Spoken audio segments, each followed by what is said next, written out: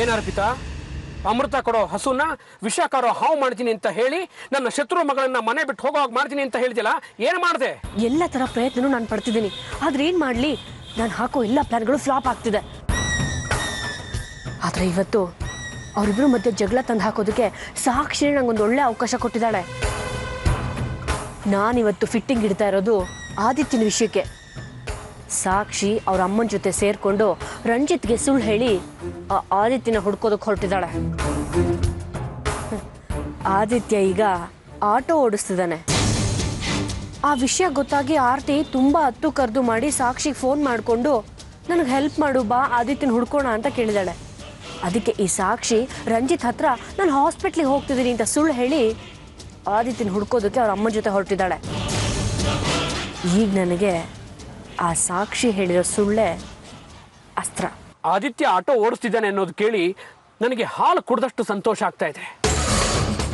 ಬಡ್ಡಿ ಮಗ ನನಗೆ ಚಾಲೆಂಜ್ ಆಗಿದ್ದ. ಅವನ್ನ ಇಂಥ ಪರಿಸ್ಥಿತಿಯಲ್ಲಿ ನೋಡಬೇಕು ಅಂತ ನಾನು ತುಂಬ ದಿವಸದಿಂದ ಆಸೆ ಪಟ್ಟಿದ್ದೆ.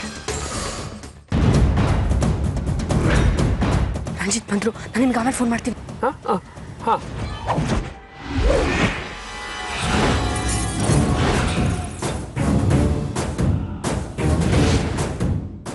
ಸಾಕ್ಷಿ ಇನ್ನೂ ಬಂದಿಲ್ವಾ? ಇನ್ನೂ ಬಂದಿಲ್ಲ ರಂಜಿತ್. ನಾನು ಫೋನ್ ಮಾಡಿದೆ, ಅವಳಕ್ಕೂ ಫೋನ್ ತೆಗಿತಿಲ್ಲ.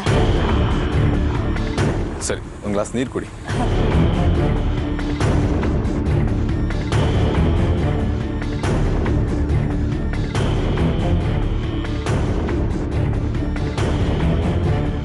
ತಗೊಳ್ಳಿ ರಂಜಿತ್.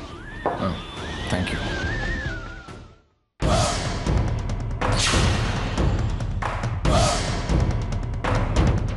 ಅಯ್ಯೋ ರಂಜಿತ್, ಸಾಕ್ಷಿ ಹಳೆ ರಿಪೋರ್ಟ್ನೆಲ್ಲ ಇಲ್ಲೇ ಬಿಟ್ಟು ಹೋಗಿದ್ದಾಳೆ ಅನ್ಸುತ್ತೆ. ಇಲ್ಲಿ ಕೊಡಿ.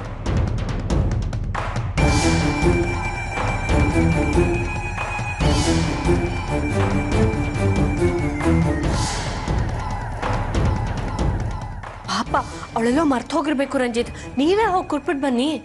ಹಾಂ, ಕೊಟ್ಬಿಡ್ತೀನಿ.